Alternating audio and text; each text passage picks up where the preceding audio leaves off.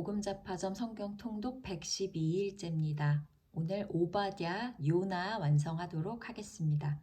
오바댜 1장. 이것은 오바댜가 받은 계시이다. 주 하나님이 에돔을 두고 하신 말씀이다. 주님께서 에돔을 심판하시다. 주님께서 여러 민족에게 천사를 보내시면서 너희는 일어나라, 에돔을 쳐부수러 가자 하신 말씀을 우리가 들었다. 나는 여러 민족 가운데서 너를 가장 보잘것없이 만들겠다. 모든 사람이 너를 경멸할 것이다. 네가 바위 틈에 둥지를 틀고 높은 곳에 집을 지어 놓고는 누가 나를 땅바닥으로 끌어내릴 수 있으랴 하고 마음속으로 말하지만 너의 교만이 너를 속이고 있다. 네가 독수리처럼 높은 곳에 보금자리를 꾸민다 하여도, 네가 별들 사이에 둥지를 튼다 하여도 내가 너를 거기에서 끌어내리고야 말겠다. 나 주의 말이다. 에돔의 멸망. 너에게 도둑떼가 들거나 밤중에 강도떼가 들이닥쳐도 자기들에게 필요한 만큼만 빼앗아간다. 포도를 털어가는 사람들이 들이닥쳐도 포도송이 얼마쯤은 남겨놓는다. 그런데 에서야, 너는 어찌 그처럼 샅샅이 털렸느냐. 네가 깊이 숨겨둔 보물마저 다 빼앗기고 말았다. 너와 동맹을 맺은 모든 나라가 너를 나라 밖으로 쫓아내고 너와 평화 조약을 맺은 나라들이 너를 속이고 너를 정복하였다. 너와 한 밥상에서 먹던 동맹국이 너의 발 앞에 올가미를 놓았다. 너의 지혜가 어디에 있느냐? 나 주가 말한다. 그날에는 내가 에돔에서 슬기로운 사람을 다 없애고 에서의 방방곡곡에 지혜 있는 사람을 남겨두지 않겠다. 대만아, 너의 용사들이 기가 꺾이고 에서의 온 땅에 군인은 한 사람도 남지 않고 모두 다 칼에 쓰러질 것이다. 에돔의 죄.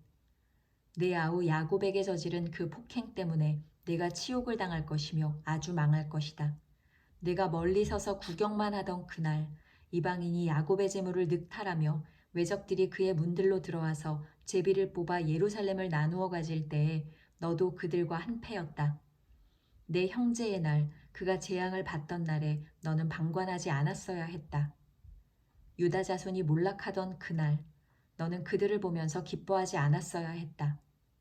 그가 고난받던 그날, 너는 입을 크게 벌리고 웃지 않았어야 했다. 나의 백성이 패망하던 그날, 너는 내 백성의 성문 안으로 들어가지 않았어야 했다.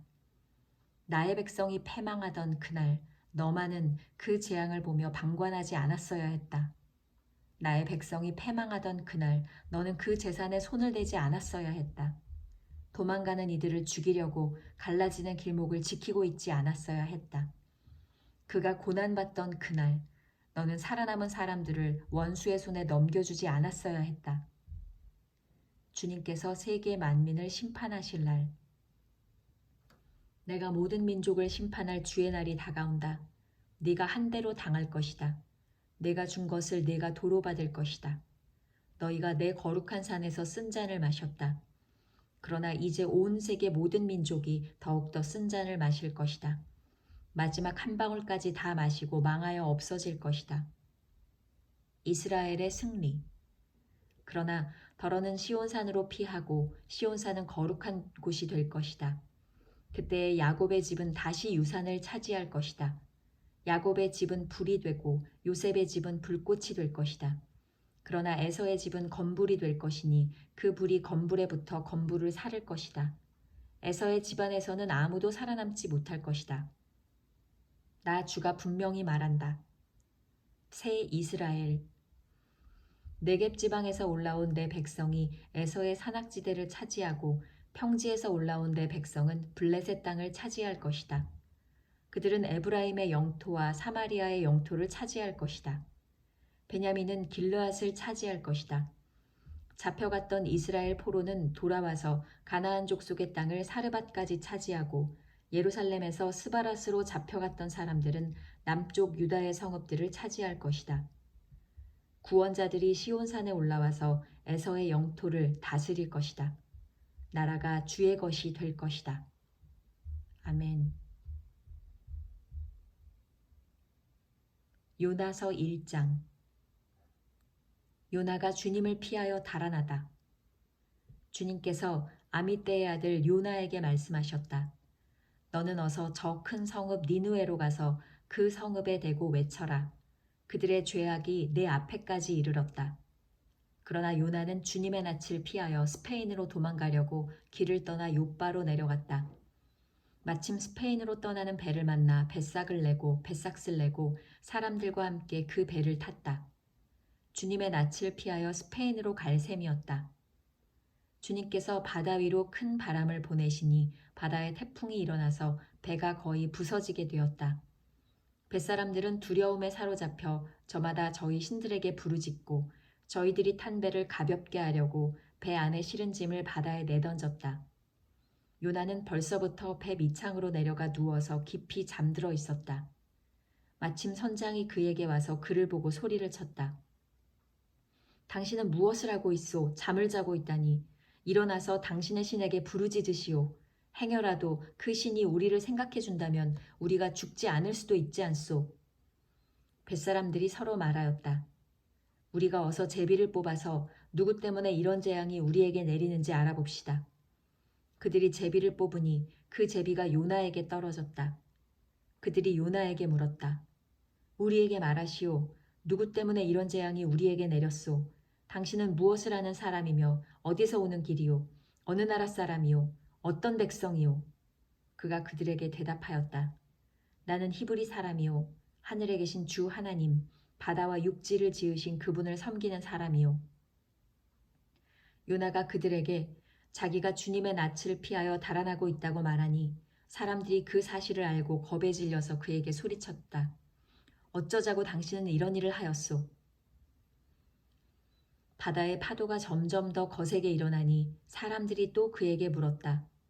우리가 당신을 어떻게 해야 우리 앞에 저 바다가 잔잔해지겠소? 그가 그들에게 대답하였다.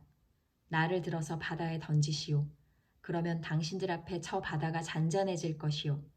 바로 나 때문에 이 태풍이 당신들에게 닥쳤다는 것을 나도 알고 있소. 뱃사람들은 육지로 되돌아가려고 노를 저었지만 바다의 파도가 점점 더 거세게 일어났으므로 헛일이었다. 그들은 주님을 부르며 아뢰었다. 주님 빕니다.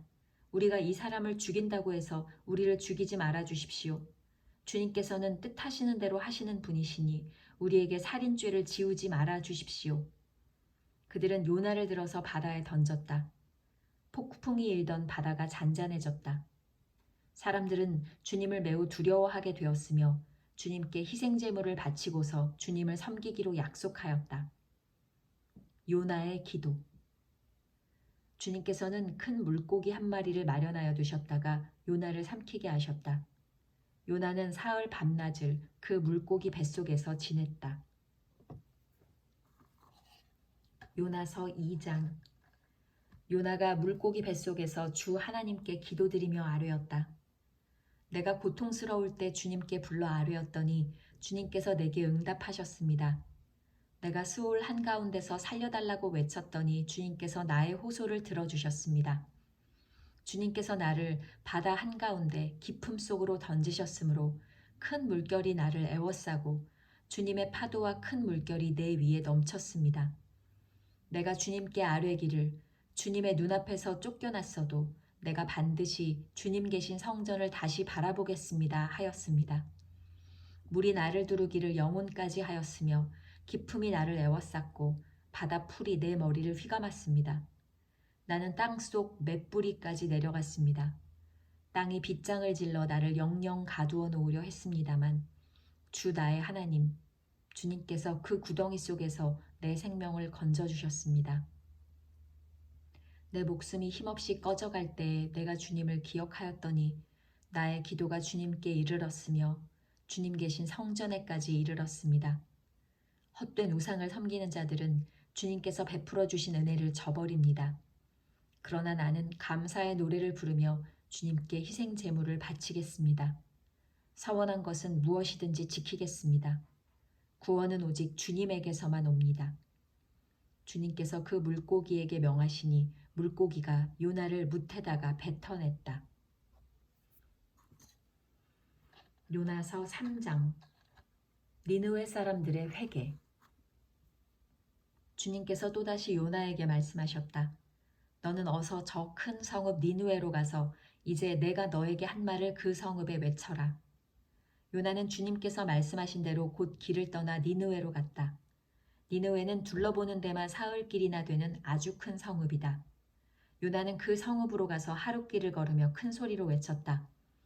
40일만 지나면 니느웨가 무너진다. 그러자 니느웨 백성들은 하나님의 말씀을 믿고 금식을 선포하고 그들 가운데 가장 높은 사람으로부터 가장 낮은 사람에 이르기까지 모두 굵은 베옷을 입었다. 이 소문이 니느웨의 왕에게 전해지니 그도 임금의 의자에서 일어나 걸치고 있던 임금의 옷을 벗고 굵은 베옷을 입고 잿더미에 앉았다. 왕은 니느웨 백성에게 다음과 같이 선포하여 알렸다. 왕이 대신들과 더불어 내린 칙명을 따라서 사람이든 짐승이든 소떼든 양떼든 입에 아무것도 대서는 안 된다. 무엇을 먹어도 안 되고 물을 마셔도 안 된다. 사람이든 짐승이든 모두 굵은 베옷만을 걸치고 하나님께 힘껏 부르짖어라. 저마다 자기가 가던 나쁜 길에서 돌이키고 힘이 있다고 휘두르던 폭력을 그쳐라. 하나님께서 마음을 돌리고 노여움을 푸실지 누가 아느냐. 그러면 우리가 멸망하지 않을 수도 있다. 요나의 분노와 하나님의 자비. 하나님께서 그들이 뉘우치는 것, 곧 그들이 저마다 자기가 가던 나쁜 길에서 돌이키는 것을 보시고 그 뜻을 돌이켜 그들에게 내리시겠다고 말씀하신 재앙을 내리지 않으셨다. 요나서 4장. 요나는 이 일이 매우 못마땅하여 화가 났다. 그는 주님께 기도하며 아뢰었다.